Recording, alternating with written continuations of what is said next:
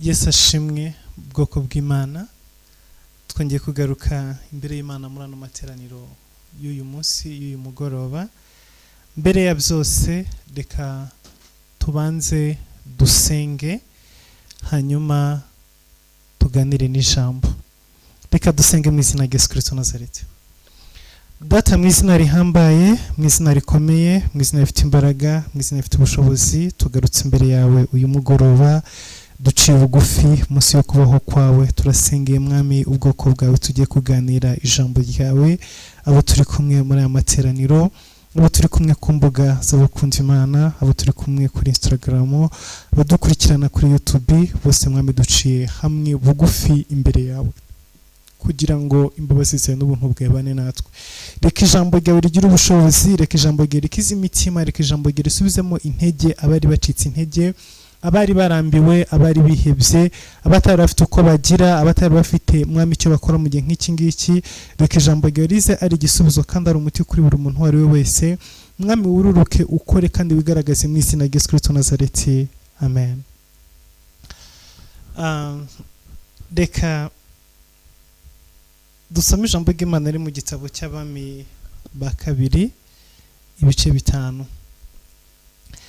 Reka dusome mu izina rya Yesu Kristo Nazareti. Turasoma duhereye ku murongo wa mbere, hanyuma turagenda dusimbuka n'utundi duce duto duto. Reka dusome. Ijambo ry'Imana avuga ngo, Namani umugaba w'ingabo z'umwami w'i Siriya yari umutoni kuri shebuja kandi w'umunyacyubahiro, kuko ari we Uwiteka yahesheshaga Abasiriya kunesha. Yari umugabo w'umunyamaboko w'intwari, ariko yari umubembe. Icyo gihe Abasiriya bajyaga gutabara bakarema imitwe y'abanyazi. Bukeye bajya mu gihugu cya Isirayeli, banyagayo umukobwa muto, aba umuja wa Mukanamani. Bukeye uwo muja abwira nyirabuja ati, icyampa databuja agasanga umuhanuzi w'i Samariya yamukiza ibibembe. Namani ajya kubwira shebuja ibyo umuja waturutse mu gihugu cya Isirayeli yavuze. Nuko umwami w'Abisirayeli abyumvise abwira Namani ati, haguruka ugende, nanjye ndandikira umwami w'Abisirayeli urwandiko. Ndandikira umwami w'Abisirayeli urwandiko. Namani aherako aragenda, ajyana italanto z'ifeza 10 n'ibice by'izahabu 600 n'imyambaro yo gukuranwa 10. Nuko ashyira umwami w'Abisirayeli urwo rwandiko rwari rwanditswemo ngo, nuko rero urwo rwandiko nirukugeraho, nkoherereje umugaragu wanjye Namani ngo umukize ibibembe. Umwami w'Abisirayeli amaze gusoma urwo rwandiko, ashishimura imyenda ye, aravuga ati, ariko uwo mugabo kunyoherereza umuntu ngo muvure ibibembe, ni jye Mana yica kandi ikabeshaho? Nuko nimubitekereze, ndabinginze mumenye ko ari ukunyendereza. Nuko Elisa umuntu w'Imana yumvise ko umwami w'Abisirayeli yashishimuye imyenda ye, amutumaho ati, niki gitumye ushishimura imyenda yawe?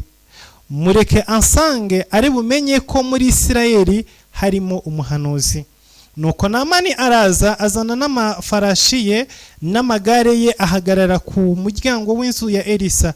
Elisa aherako amutumaho ati, genda wiyuhagire muri Yorodani 7, umubiri uzasubira uko wari uri, nawe uzaba uhumanutse.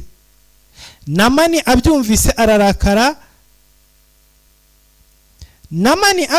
ararakara, arivumbura ati, nahoze ngira ngo ari busohoke ahagarare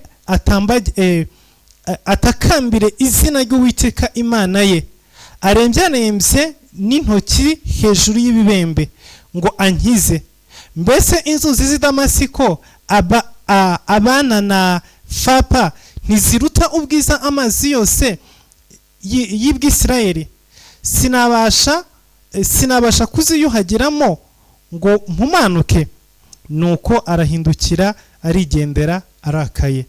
abagaragu be baramwegera baramubwira bati data, iyaba uwo muhanuzi yagutegetse ikintu gikomeye ntuba wagikoze nkanswe kukubwira ngo iyuhagire uhumanuke.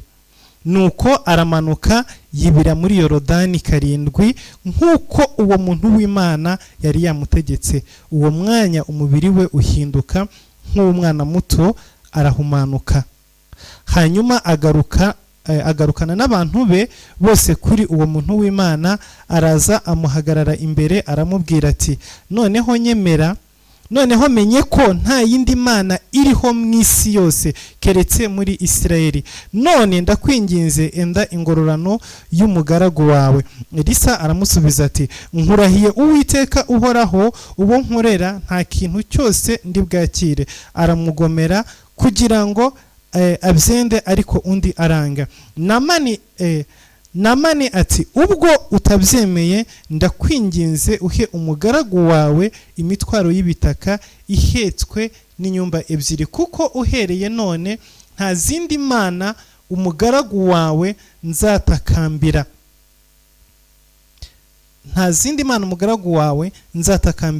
Igitambo cyoswa cyangwa ikindi gitambo cyose keretse Uwiteka wenyine. Ariko Uwiteka ajya ababarira umugaragu we uyu muhango databuja iyo agiye mu ngoro ya Rimoni kuyiramya yegamiye ku kuboko kwanjye, maze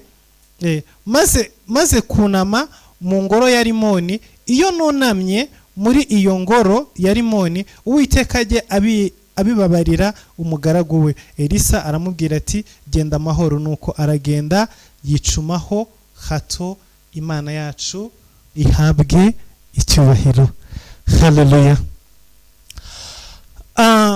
Tuganire cyangwa se dusomye ijambo ry'Imana riri hano mu gitabo cy'Abami ba 2 ibice 5. Ni ijambo rivuga ku nkuru y'umugabo witwa Namani ndetse n'umuhanuzi Elisa. Ijambo ry'Imana riravuze ngo mu gihugu cya Siriya hariho umugabo w'intwari w'umunyembaraga kandi w'umunyamaboko. Imana itugire neza cyane. Yari intwari, yari umunyembaraga kandi yari umunyamaboko. Ubundi ibingibi ni ibintu abantu mu buzima bifuza. Abantu bifuza kuba intwari, bifuza kuba abanyembaraga, bifuza kuba abanyamaboko. Ibyo abantu bifuza muri iyi si uyu mugabo yari abifite. Kuko ubundi intwari ziribukwa. Niyi intwari ipfuye izina ryawe ntago ripfa. Bandika izina, bandika rigira, intwari zigira amarimbi yazo y'umwihariko bwite. Bashyingurwa ahantu habo, abandi badashyingurwa. So rero muri iyi si umuntu wese yakwifuza kuba intwari, ariko Namani we yari yaramaze kuba intwari.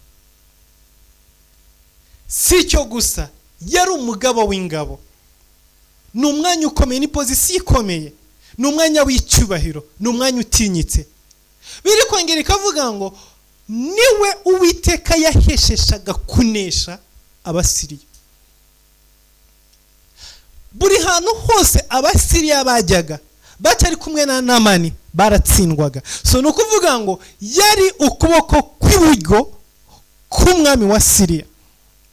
Rero yavuze ngo bahoraga bajya kurwana intambara mu bihugu bitandukanye. Bakagenda bakajyana imitwe y'abanyazi, hanyuma bakanyaga abagaragu, bakanyaga ibintu bitandukanye. Rero umunsi umwe habaho agisida y'ubumana, batera igihugu cya Isirayeli. Biravuga ngo banyaga y'umwana w'umukobwa. Sinzi umwuka wera wagendereye Namani, aramubwira ati, uyu mwana ntumujyana ahandi, ntihagire undi musirikare umutwara, ahubwo wowe mufate umushyire mu nzu iwawe. Uko niko Namani yafashe uyu mwana w'umukobwa, amushyira umugore we, amugira umuja we. Imana yacu ishimwe. Hanyuma uyu muja ageze mu rugo kwa Namani arabakorera. Namani uhora mu myenda y'igisirikare, uhora mu mapeti, uhora mu nkweto za gisirikare, myambaro ya gisirikare, ari ku kazi, ariko yageze mu rugo ararelaxinga, avanamo imyambaro ya gisirikare, ashobora kwambara kamambiri, ashobora kwambara isengera, ashobora kwambara ikabutura kuko ari mu rugo. So bitandukanye n'igihe cyose abari mu kazi cyangwa se abari hanze. Noneho umwana agiye kureba asanga Namani afite ishusho yo mu rugo, afite n'ishusho yo hanze. Imana tugire neza cyane. So muri buno buzima usanga abantu bafite amashusho abiri. Hari ishusho ufite hanze abantu bakurebaho, bakubonaho, bakabona uri umuntu utinyitse, uri umuntu w'icyubahiro, uri umuntu w'amanyenyeri, uri umuntu w'amapeti, uri umuntu uri mu myambaro itinyitse, uhora na bisikoti, uhora n'abasirikare, ugendera mu makonvoyi. Ariko iyo shusho igaragara imbere y'abantu, hari indi shusho y'umwihariko abantu batareba. Hari indi shusho y'umwihariko ufite ugezi wawe. Hari indi shusho y'umwihariko ufite imbere y'abana bawe, imbere y'umudamu wawe, imbere y'umuryango wawe. Hari indi shusho y'umwihariko ufite mu cyumba. Hari indi shusho y'umwihariko ufite muri dushe. Hari indi shusho y'umwihariko ufite ku meza. Reka mbabwire, abantu benshi mureba hanze mukifuza kumera nkabo bitewe nuko mureba uko bagaragara hanze. Icyakwereka ukuri kwabo ntiwakongera kwifuza cyangwa se gusaba gusa nabo. Ndababwiza ukuri bwoko bw'Imana, abantu benshi mureba amashusho bafite imbere y'abantu atandukanye n'ukuri kuko babaho. Ushobora kubona umuntu yambaye neza, asa neza, agenda mu modoka nziza, afite pozisiyo nziza, ni umudiregiteri, ni umudeje, aravuga arikijyana, ariko iyo atashye arararira. Afite ibisebe muri we agendana adashobora kubwira umuntu uwo ari we wese. Afite agahinda muri we karemereye, nta muntu n'umwe ushobora kukamutura muri buno buzima. Ararushye ku rwego rwo hejuru, ararushye mu buryo udashobora kuba wanabisobanura. Umutima urananiwe ku rwego rurenze urwo wavuga. Ariko imbere y'isi umubonye wese yifuza kumera nkawe. Ukareba igipangu atahamo, ukareba inzu atahamo, ukareba imyambaro yambaye, ukareba imodoka agendamo, ukavuga ati icyampa kumera nkawe. Ariko ni Namani, afite ibibembe bimubangamiye yambariyeho, afite ibibembe kuri uwo mutwe uriho ingofero y'icyubahiro, ariko imbere muri iyo ngofero hari ibibembe. Yambaye inkweto z'icyubahiro, ariko imbere y'izo nkweto ibyatwikiriye ntago bigira uko bingana. Atwikiriye ibintu biremereye. Ukabona n'umugabo batinya, n'umugore bubaha, ufite umuryango ukomeye, ufite izina rimenyekana, akora ibintu bihambaye imbere ya kamera, imbere y'amateleviziyo, ku mapodiyumu, aratambuka abantu bose bakubaha, bagaca bugufi bakubarara. Ariko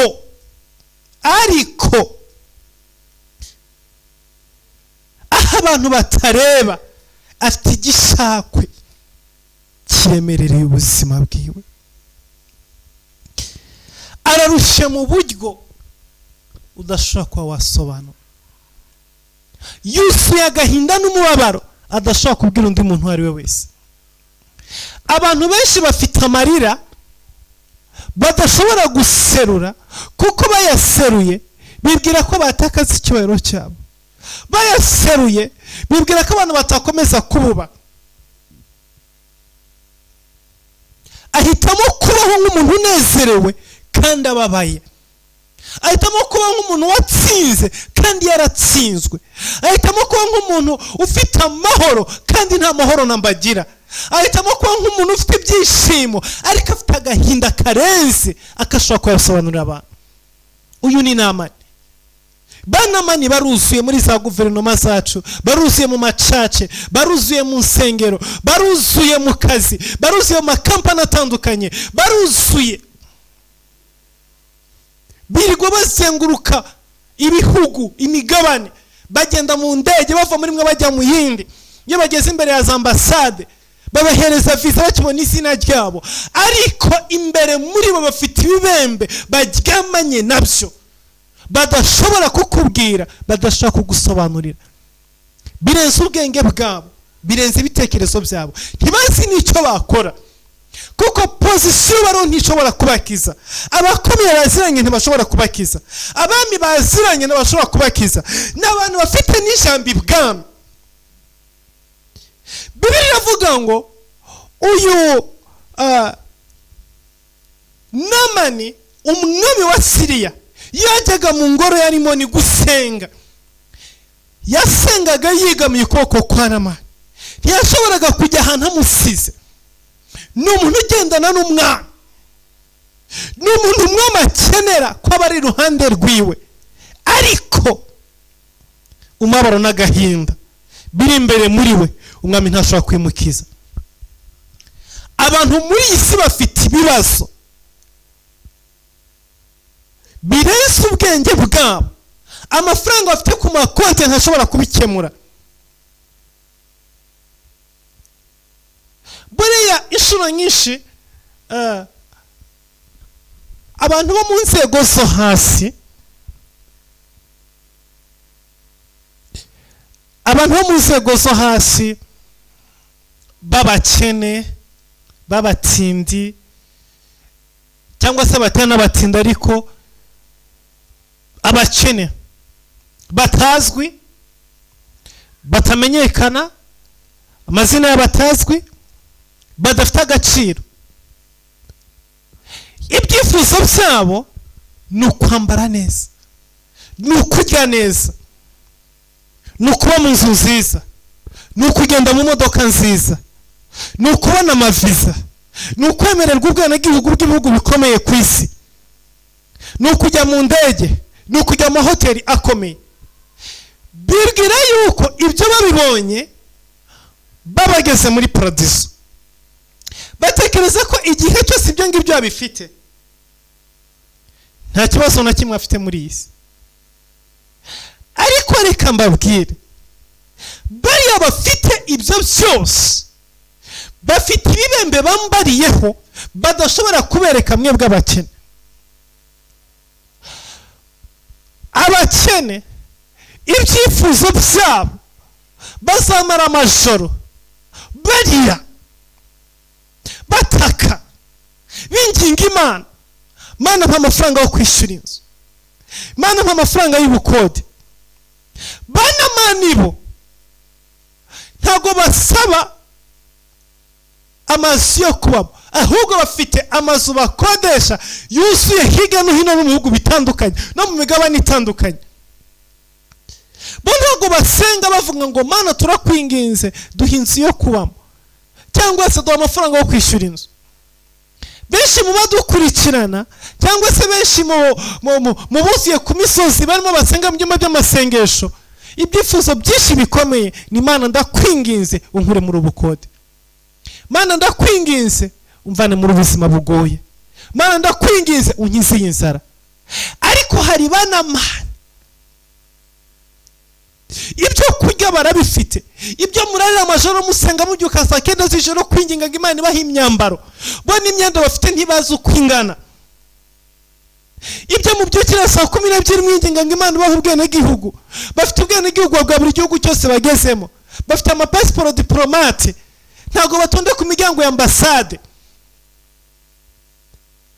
bajya mu gihugu bashatse, bisha muri Amerika bafite amazu, bajya muri Canada bafite amazu, mu Butaliyani bafite amazu. Iyo bagiye mu Butaliyani barara mu mazu yabo, baba bagiye kura amafaranga yuko bageze ku makonti, buri gihugu bagezemo bafitemo konti.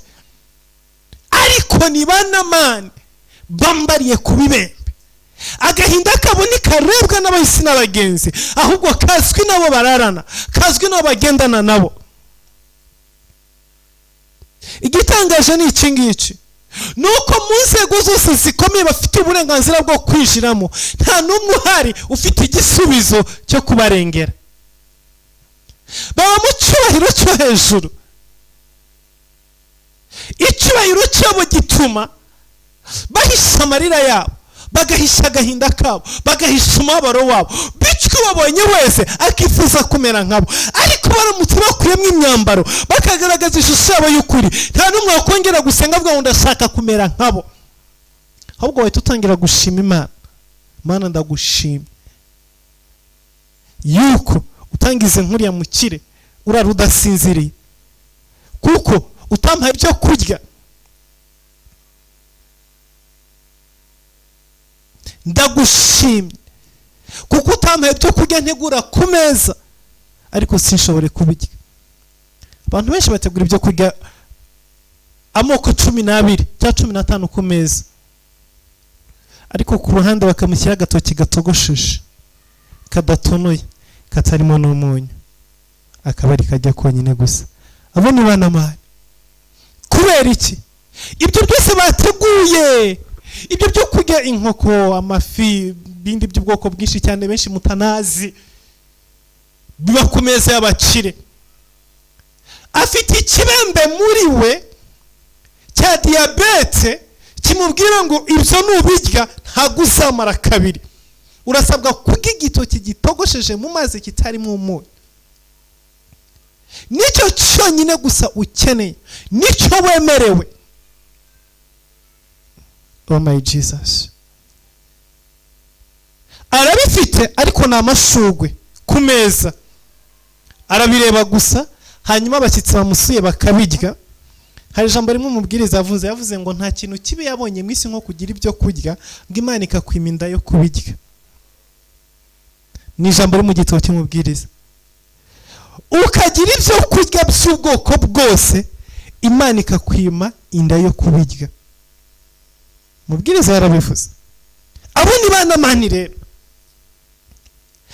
Na mani wahuye n'abakomeye, wahuye n'abajenerali, wabaye mu nama z'abacuruzi bahambaye, wahuye n'abaminisitiri, wahuye n'abadepite, wahuye n'abantu b'icyubahiro, batigeze babona igisubizo cy'ubuzima bwe n'umunsi wa rimwe.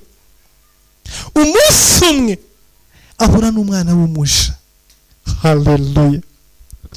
Ahura n'umwana w'umuja wo mu gihugu cya Isirayeli, waraye ku karago, waraye ku mavi, wamenye ko mu ijuru hari Imana isumba abami, isumba ibikomangoma, isumba abaperezida, wamenye imbaraga z'ubuhanuzi, wamenye imbaraga z'amasengesho. Arangije yegera nyirabuja ambwira ngo databuja ahuye n'abantu benshi bakomeye muri iyi si, ariko ndatekereza ko hari umuntu umwe w'ingenzi mu buzima bwiwe batarahura. Nagira ngo mukurangire ngo hadresi umubwire. Haleluya. Namani akuyemo umwambaro wiwe, agaragara yambaye ubusa imbere y'umuja wiwe. Aramwitegereza, aramureba, aravuga ngo mbonye ubusa bwa databuja, menya ubukene bwiwe. Akuyeho masike. Buryo uko agaragara imbere y'abantu nuko ari, ni ibintu biri bitandukanye. Bwoko bw'Imana munkurikiye, nagira mbabwire ngo uyu mugoroba wambara ubusa imbere y'Umwami Imana, wambara ubusa imbere ya Yesu Kristo, wambara ubusa imbere y'ijambo ry'ubuhanuzi. Reka isi ibone ko uri umunyacyubahiro, reka isi ibone ko uhambaye, reka isi ibone ko uba mu nzu nziza, reka isi ibone ko ufite imyambaro, reka isi ibone ko uri umutsinzi, reka isi ibone ko uri intwari. Ariko imbere y'Imana garagara ukuri. Imbere y'Imana ambura iyo myambaro y'icyubahiro, erekana ibibembe byawe, erekana uriwe, erekana agahinda ufite, erekana umutima wawe. Zimbere y'Imana wambaye ubusa. Reka nkubwire, icyubahiro cyawe n'ubudahangarwa bwawe n'igitinyiro cyawe bisige hanze, wishyire imbere y'Imana uri ukuri, werekane uriwe. Sinkubwiye ngo wambara ubusa imbere y'isi menye ko uri umunyabibembe, ariko ndakubwiye ngo ambara icyo cyubahiro imbere y'isi, ariko imbere y'Imana erekana uburiwe. Kuko uyu mugoroba, haleluya, kuko uyu mugoroba hari uruta abami bo mu isi, hari uruta ibikomangoma, hari uruta abategetsi wahuye nabo, hari uruta amahoteli meza warayemo, hari uruta intsinzi wagezeho. Uwo ni umwami wacu Yesu Kristo. Uwo ni uwapfuye akazuka, ni umwami waremye ijuru n'isi. Emera uce bugufi, ntusuzugure, kuko ijambo rivuzwe n'umukozi wo mu rugo. Ntusuzugure, kuko ijambo rivuzwe n'umuntu utagira inkweto zo kwambara. Ntusuzugure, kuko ijambo rivuzwe n'umuntu utagira iyaba. Ntusuzugure, kuko ijambo rivuzwe n'umuntu utarize. Reka nkubwire, umuntu wa mbere wabwiye ijambo ry'umumaro Hamani ni umukozi wo mu rugo.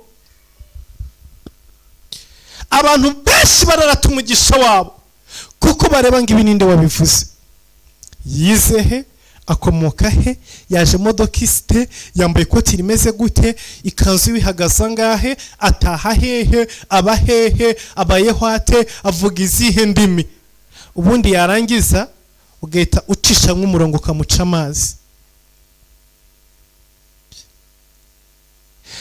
Reka nongere ngo usubiriremo ngo agakiza kawe ntikari aho wibwira. Wisuzugura uwo muntu uzanye ijambo ry'ubuhanuzi ku buzima bwawe.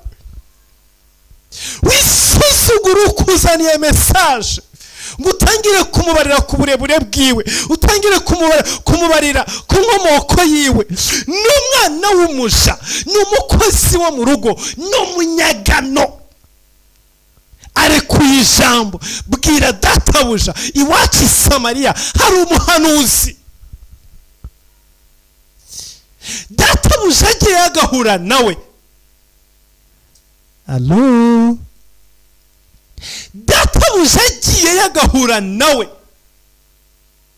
yamukiza.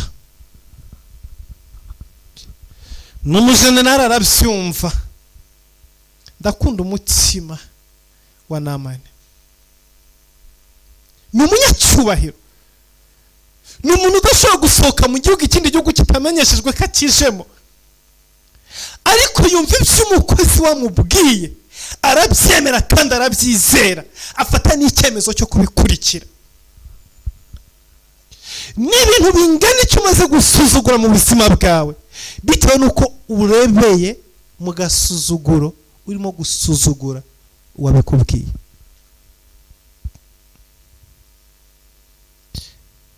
Ukareba umuntu uko yaje yambaye, ukareba umuntu aho aryama, ukareba umuntu uko ameze, warangiza ukamusuzugura. Imana yakubwira ngo mu blessing, ukamureba ukumva bamuha amafaranga 100 y'amanyarwanda cyangwa 200 cyangwa 1000 cy'amanyarwanda, ariko ugafata miliyoni ukerukankana ahandi. Ariko ndakunda umutima wa Namani. Ntabwo yigeze asuzugura umukozi wo mu rugo w'umunyagana akoresha. Ariruka nkajya ibwami ajya kwa shebuja, abwira shebuja ati rero nakiriye message, hari umuntu ushobora kuba yankiza kandi ari Samariya. Umwami ati byo nabyo. Yumva neza yuko umwami ari ufite ubushobozi bwo kugira icyo akora. Biravuga ngo afata urwandiko arandika, yandikira umwami. Aramubwira ngo umugaragu wanjye Namani akikugeraho, ugisoma runo rwandiko umukiza ibibembe. Haleluya. Ntabwo umuje yavuze ngo umwami wacu, yaravuze ngo i Samariya hari umuhanuzi. Ariko ntabwo bumvaga ko icyo cyakorwa n'undi atari umwami. Oh my Jesus. Namani arahaguruka arirukanka, aragenda agera ibwami, abahereza urwandiko. Umwami asomye urwandiko, biravuga ngo ashishimura imyambaro, avuga ngo jyewe ndi Imana y'ikigakiza, kugira ngo munyereze umuntu ngo mukize. Uko nuko nyenderanyaho, barimo barampohotera. Ariko biravuga ngo ako kanya Elisa yumva yuko umwami yashishimuye imyambaro, arangije atuma ku mwami, nawe yandikira umwami ambwira ngo mureke ansange. Haleluya. Mureke ansange uyu munsi, ari bumenye yuko muri Isirayeli harimo umuhanuzi, ari bumenye yuko muri Isirayeli harimo Imana. Reka nkubwire ngo uyu mugoroba uraza kumenya neza yuko mu ijuru hari Imana. Uraza kumenya neza ko mu bakunda Imana harimo Imana. Haleluya. Dufite Imana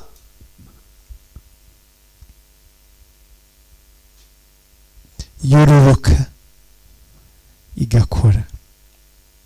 N'igihe abami barimo bashishimura imyambaro, n'igihe abami badafite icyo bashobora gutanga, n'igihe abami badafite igisubizo na kimwe. Oh haleluya.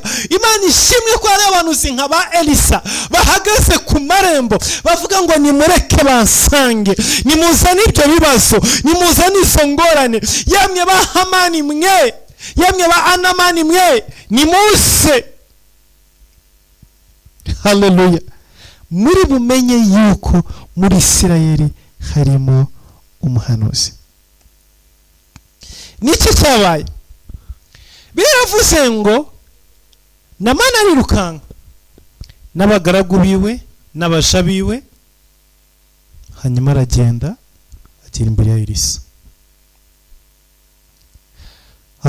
Elisa amenye ko hageze, biravuga ngo Elisa atuma umugaragu we, genda ubwire Namani ajye muri Yorodani yibiremo 7. Biravuga ngo Namani arivumbura, ararakara. Iwacu hari inzuzi nziza, inzuzi z'i Damasiko ni nziza, Abana na Fa ni inzuzi nziza zirusha ubwiza inzuzi z'ahangaha, sinaziryamamo ngakira. Ibyo byarimo ambwira ni ibiki? Jyewe nari nzi yuko ari busohoke akaza agahagarara imbere yanjye, akazamura ijwi, agataka, akarira, agahamagara Imana yiwe, akinginga, Mana ururuka ukora igitangaza, Mana ururuka utabare, akajya nshyiraho ibiganza kuva ku mutwe, ku birenge, ku maboko, hanyuma bigatangira kugenda mbireba, kimwe kigenda ikindi kigenda. Akankora mu kwaha, akankora mu gituza, akankora ku maboko, akankora nose hari ibibembe. Ibitangaza bigatangira kwereka mbireba, hakoze igisebe kikuma, hakoze ikibembe kikagenda. Jyaba narizi ko ari kari ubikore. Reka nkubwire bwoko bw'Imana, ntabwo bibukubizi, ntabwo bikorwa uko ubitekereza, ahubwo imikorere y'Imana irenze ubwenge bwawe, irenze gutekereza kwawe. Suko wabyize mu ishuri, suko ubitekereza, suko wabyisizemo, ni mu nzira z'Imana zirenga 1000. Haleluya. Ntabwo ari uko ubitekereza, ntabwo ari uko wabyigishijwe mu mashuri, ntabwo ari uko wabibwiwe. Arivumbura, arigendera. Biravuga ngo abagaragu be baramwegera bamubwira ngo databuja, iyo umuhanuzi agusaba ibiruta ibi ngibi, iyo agusaba ibirenze ibi ngibi, ntabwo ari kubikoze. Iyo akubwira ibiruta ibi, ntabwo ari kubikora. None ni iyihe mpamvu? Ni iki gituma udashobora kujya muri Yorodani gusa ukibira? Haleluya. Bibiliya iravuga ngo ndimo ndagera ahantu nifuje ko tuvuganaho kuko ubundi nayo nkiri muri introduction ariko ndimo ndinjira ahantu nifuje ko tuganira kuri uyu mugoroba. Biravuga ngo aragenda ajya kuri Yorodani. Yesu ashimwe. Ndagira ngo witegereze urebe iki gitangaza cya Namani kuva gitangira. Ni umuntu wo mu rwego rwo hejuru, ni umuntu w'umunyacyubahiro, ni umuntu uhambaye, ni umuntu ukomeye, ariko Imana irimo irakoresha abande mu nzira z'igitangaza irimo gukora ku buzima bwiwe. Imana irimo irakoresha abantu bo hasi gusa, nta muntu w'umunyacyubahiro uri ugaragara mu buzima bwo gukira kwa Namani.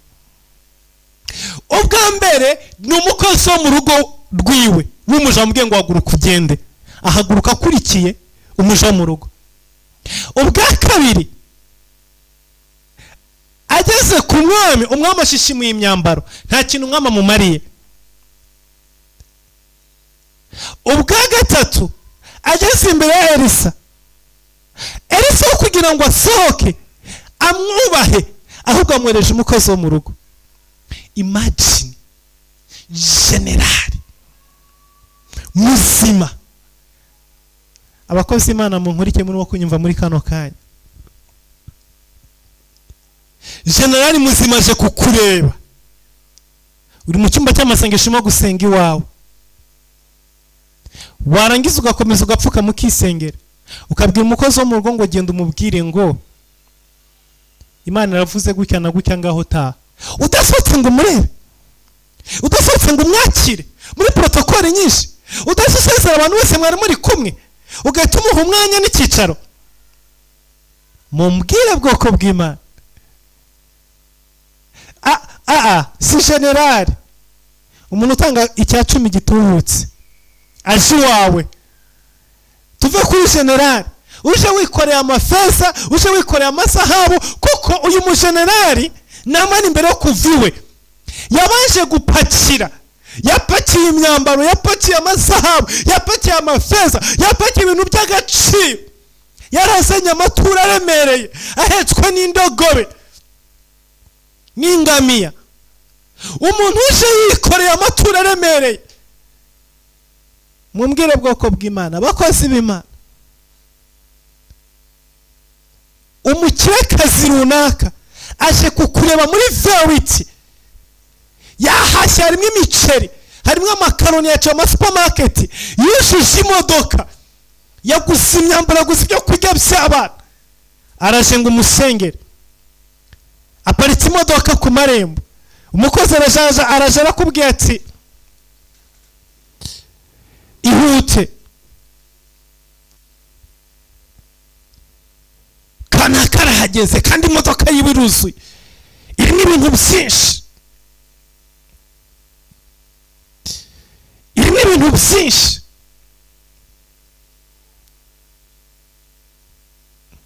Warangiza ukabwira umukozi ngo genda umubwire ngo Imana iravuze ngo nagende yiriza iminsi 3. Ntusohoke ngo ujye kumuprotokole, ntusohoke ngo ujye kumusanganira. Ubaye ugeze kuri urwo rwego, umukozi w'Imana, sinzi urwego nagushyiramo, sinzi aho nagukarasa, waba ufite amavuta ahambaye mu buzima. Elisa amutumaho umukozi wo mu rugo, genda umubwire. Namani arivumbura, kwivumbura ko byarumvikanaga, ariko Imana yashakaga kumanura cya cyubahiro. Imana yashaka kumukuramo cya cyubahiro yashyize imbere cyo kubana n'abami, cyo gukorana n'abantu bakomeye, cyo guhora ari mu nzego zo hejuru, protocol, guhora muri protocol every day. Ahageze abantu baca bugufi bubarara. Imana ahubwira ngo ubu nawe ugeze ahantu ugomba kubarara, waciye ahantu baguprotokora, ujya mu bihugu inzandiko zamaze koherezwa, bazi ngo general araza, ujya muri hoteli abarizi bahageze kare, yabahinduye abakozi, ujya ahantu hose protokoli yakubanjirije, ariko ahantu urimo kujya ugomba nawe guca bugufi, ugomba kumanuka hasi. Iki nicyo gitumye abantu batabona ibitangaza by'Imana, barimo barazana ibyubahiro mu gushaka Imana, barimo barazana protokoli mu nzu y'Imana, barimo barazana icyubahiro mu masengero, barimo barazana icyubahiro mu nzu y'Imana, barimo barazana icyubahiro mu bahanuzi, barimo barazana icyubahiro no kujya gusenga ukabanza guselekisiona, ukabanza kureba uriya muhanuzi aba hehe, atuye hehe. Oya, Imana irashaka umanuke hasi uciye bugufi. Hanyuma ageze ngo arivumbuye, Bibiliya iravuga ngo abakozi biwe, abaja biwe n'ubundi barongera kugira ngo iyo gusaba igikomeye ntiwari kugikora. None muri kano kanya urimo urareba icyubahiro cyawe cyangwa urimo urareba gukira? N'icyubahiro ukeneye cyangwa ukeneye gukira? Muri kano kanya iki nicyo kibazo Mwuka Imana arimo kukubaza. Urimo urareba icyubahiro cyawe cyangwa urimo urareba gukira? Urashaka ko abantu bakubaha cyangwa urashaka kubona igitangaza? Imana itugire neza cyane kandi Imana iturengere. Bibiliya ivuga ngo Namani aca bugufi. Icyamuye umutima wari muri Namani ukinjira muri twe uyu munsi wa none.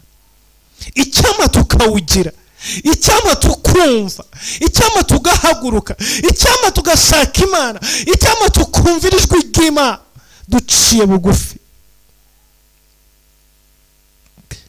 Bibiliya iravuga ngo yinjira muri Yorodani. Haleluya. Yinjira muri Yorodani. Ageze muri Yorodani aribira. Hano nashaka kugera cyane. Aribira ubwa mbere, aramanuka n'agasatsi, aramanuka yinjira muri Yorodani, arubarara cyane, agera hasi, arazamuka, arireba, asanga biracyameze kwa kundi. Yireba ku maboko asanga ibembe biracyamuriho, areba ku birenge abona ibembe biracyamuriho, areba ku biganza, areba ku mutwe, abwira abasha mu ndebera, bamubwira databuja uracyameze kwa kundi wagiyemo. Biravuga ngo arongera aribira ubwa kabiri, aramanuka ajya mu mazi. Ndatekereza ko ku nshuro ya kabiri yavuze ati ahari ku nshuro ya mbere mvuyemo vuba nihuse, reka ntindemo nk'iminota 5.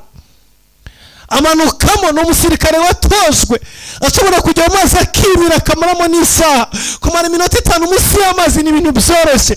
Ajya munsi y'amazi amaramo iminota 5, avuga ngo ahari ndazamuka ibembe byamvuyeho, ariko azamutse agarutse hejuru nta cyari cyahindutse. Yaraciye ubundi, ibembe byari bikiri kwa kundi. Ubwoko bw'Imana munkurikiye murimo kunyumva, iki nicyo kibazo gikomeye abasenga, abakunda Imana, ubwoko bw'Imana dufite. Urazamuka umusozi ukaba uzi ngo ndawumanukaho ibintu byakemutse, ukazamuka ukararayo, ukamara ijoro ryose, bukagukeraho ukamanuka. Wakwireba ugasanga uracyari wa wundi, ubukene buri cyari bwa bundi, inzara cyari ya yindi, kwambara ubusa buracyari bya bindi, indwara iracyari ya yindi, ubugumba buracyari bwa bundi, ubukode buracyari bwa bundi. Nyamara waraye ku musozi usenga, nyamara wagiye imbere y'Imana, ukongera ukajya ku wundi, ukajya kuri Kizabona, wari waraye kuri Kanyari, none ukavuga ngiye kuhakubita iminsi 3. nzamanuka iki gitangaza cyakoretse.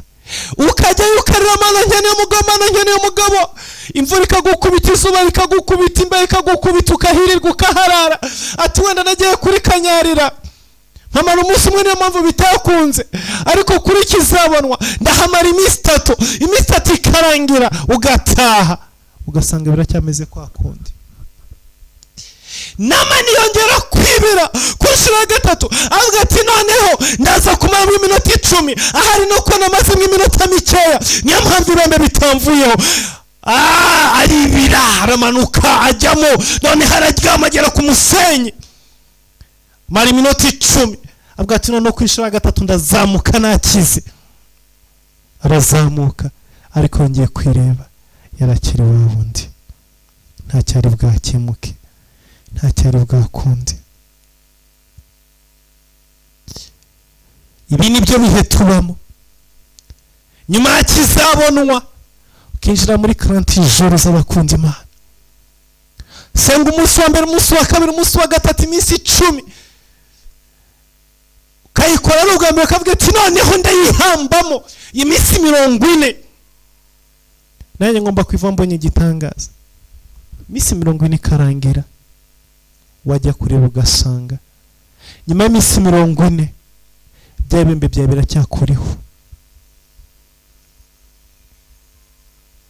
Ukagura agateste wajya kwipima ugasanga biracyari kwa kundi. Ukajya kwa muganga ugatanga ibizamu ugasanga biracyari kwa kundi. Ukagenda bafata amaraso ugasanga biracyari kwa kundi. Ugahindura docteur ukajya kundi ugasanga biracyari kwa kundi. Ukava ku ivuriro ukajya kuri ndo ugasanga biracyari kwa kundi. Ukava mu gihugu kimwe ukajya mu kindi ugasanga biracyari kwa kundi. Ukava mu bitaro ukajya mu bindi ugasanga biracyari kwa kundi. Ugafata n'indege ukajya mu Buhinde ugasanga biracyari kwa kundi. Namani aruburuka ku nshuro ya 3, ibihembe aracyari kumwe nabyo. Oh my God. Bangera somo ku nshuro ya 4.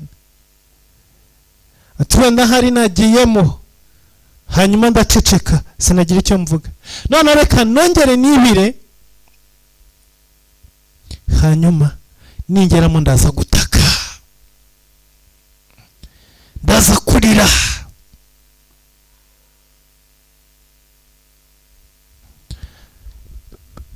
Namani arongera aribira ku nshuro ya 4, aribira,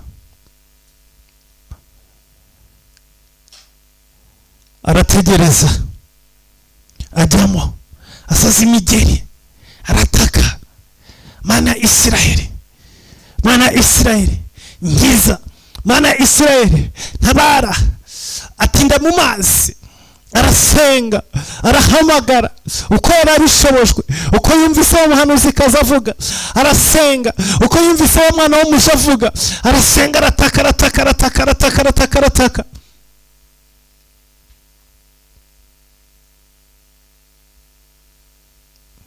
Arongera azamuka, nta cyo na kimwe gikozwe.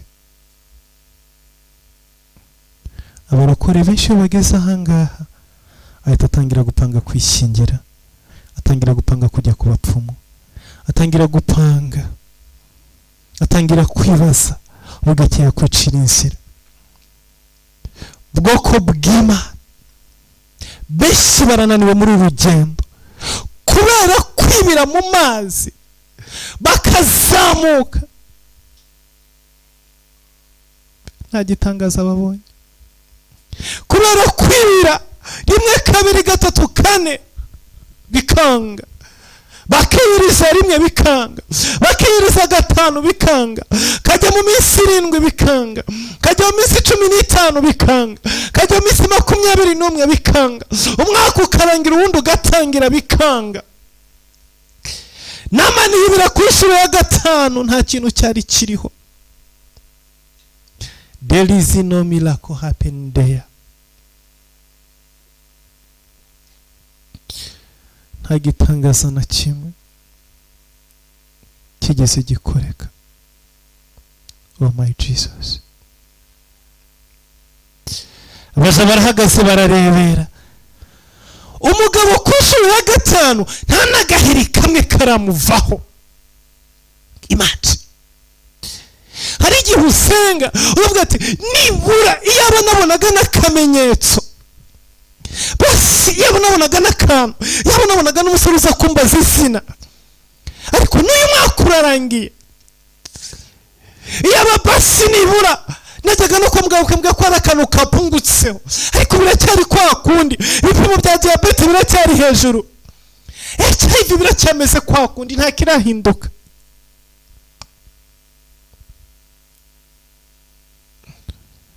Abantu bagatangira kubivamo. Ndimo kuvugana n'umuntu urushye muri kano kanya. Ndimo kuvugana n'umuntu umaze kwibira 5. Ndimo kuvugana n'umuntu wazengurutse imisozi akajya kuri Prayer Mountain akavayo akazenguruka mu misozi itandukanye ya Uganda bikananirana gasubira mu Rwanda akambukiranya imipaka. Ibibazo biracyari bya bindi. Reka nkubwire wicogora, don't give up, wimanika amaboko. Namana aravuga ngo ni hahandi ntabwo ndi busubire wacu ntakize. Bibiri avuga ngo arongera aribira,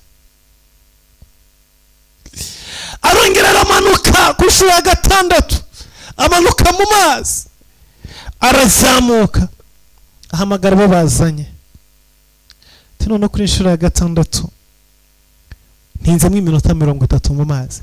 Ni mu ndebere bambwira ati databuja uko wajemo ni ku kimeze, uko wamanutse muri aya mazi ni ku kiri, nta kirahinduka uracyari wa wundi. Mutima urababara ariko ntiyacika intege. Biravuga ngo arongera diwa ku nshuro ya 7, aramanuka mu mazi ku nshuro ya 7, aramanuka arangisha arongera arazamuka.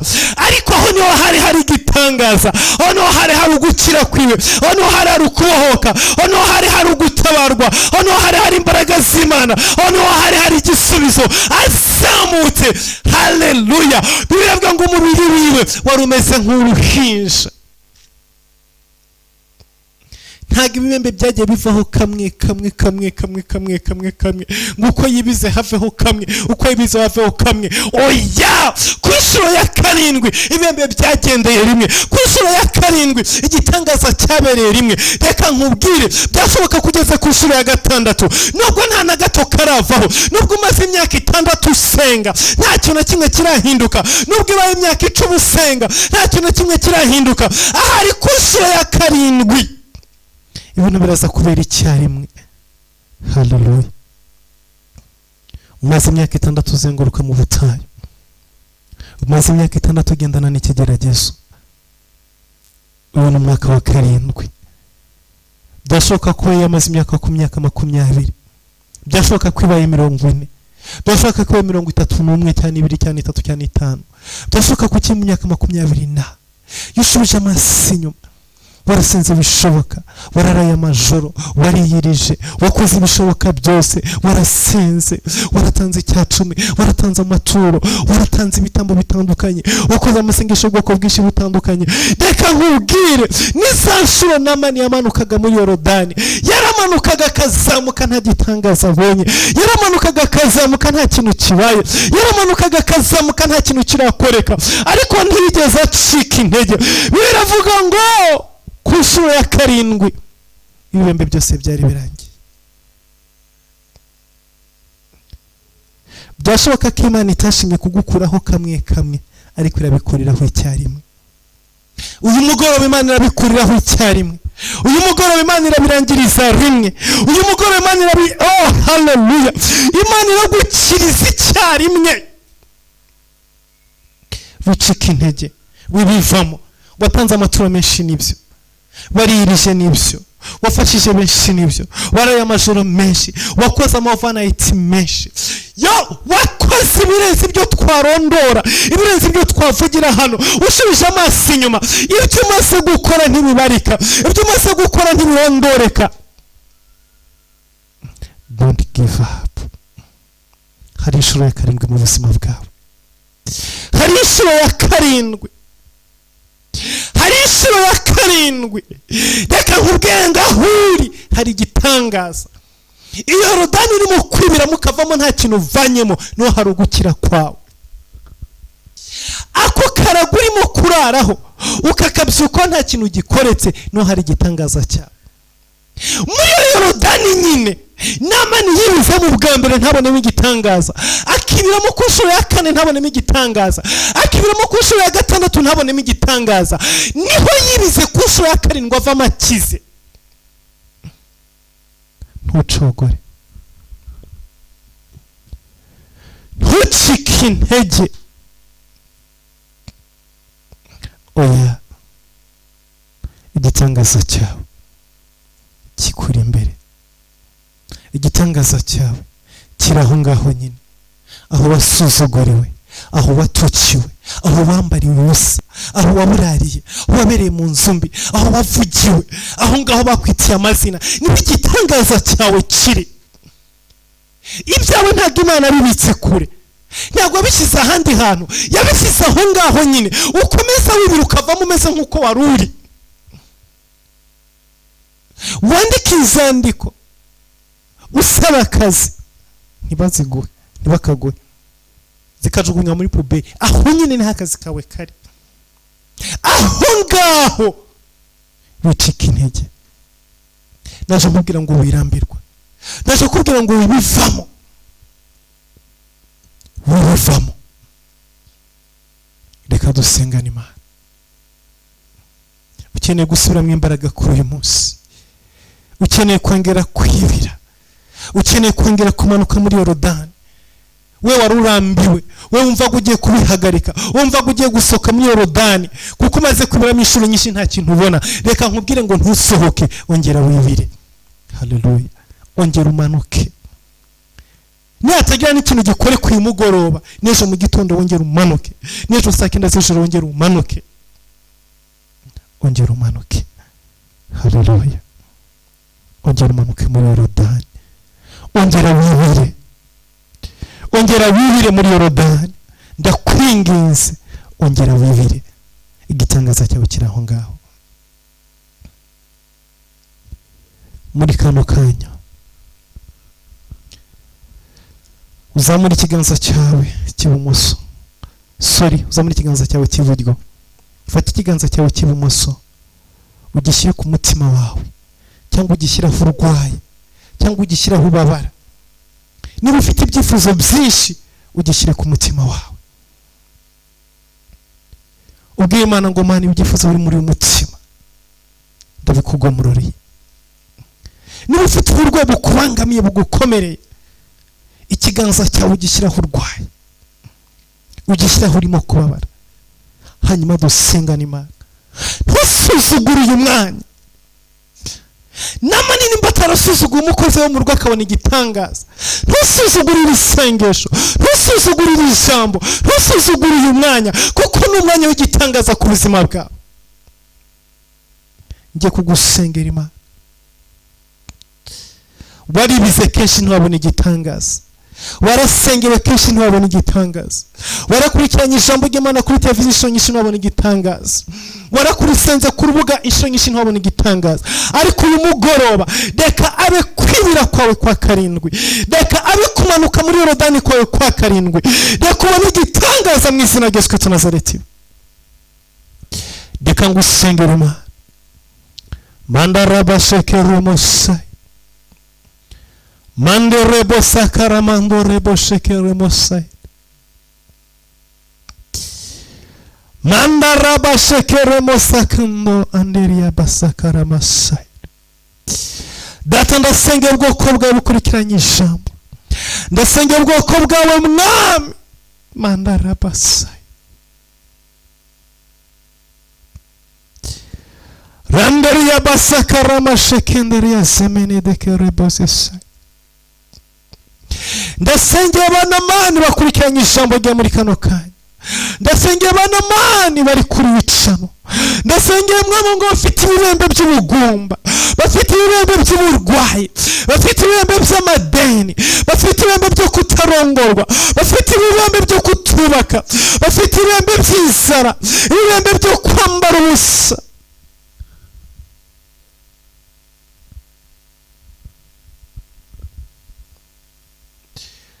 Mandore boshakara masayin manderia basakara mashikenderia bosokoro mosekere moshakara masaka. Data uko uri mu gihe cy'amahane niko n'uyu musore uko wakizaga cya gihe mwa n'umusono niko ukiza.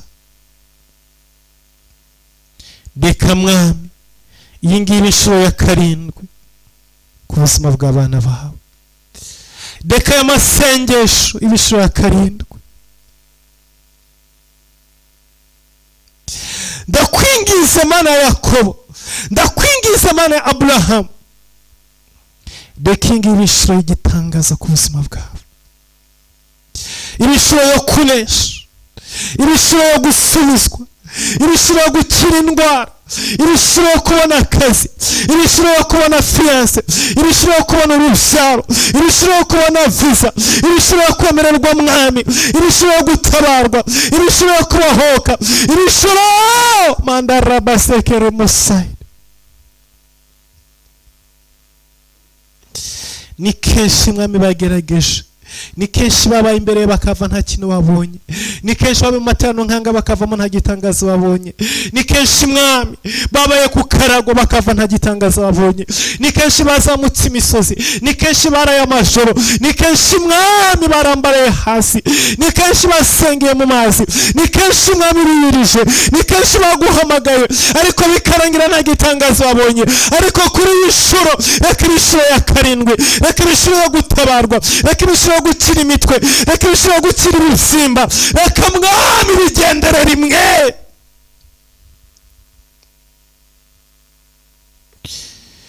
Reka ibishuro yo kubona amahoro mu ngo zabo,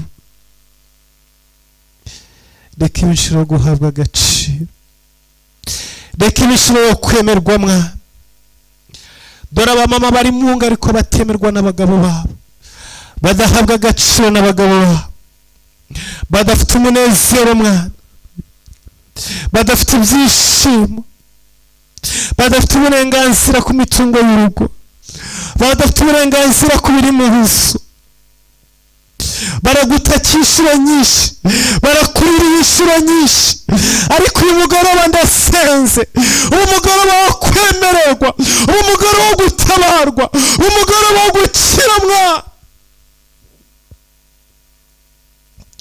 Dore anga bari mu myambaro y'ibitare, bari mu myambaro y'icyubahiro, bari mu magare n'amafarashi, ariko bambariye ku birembe, bagendana ibirembe mu buzima bwabo, bagendana ibibazo mu buzima bwabo. Mana ya Yakobo, umva gutaka dutakira imbere yawe, umva kwinginga tukwinginga uyu mugoroba. Rambura ukuboko kwawe ukora igitangaza ku buzima bwawe, rambura ukuboko kwawe mwami ubakize ibibembe badashobora kwereka uwo ari we wese. Byitwa ngo bari mu Bwongereza, byitwa ngo bari mu mahanga, byitwa ngo bari muri Amerika, ngo bari muri Canada, ariko bagenda n'ibibembe mu buzima bwabo. Uyu ni wo mwanya mwami wacu, uyu ni wo mwanya Jehova Shire.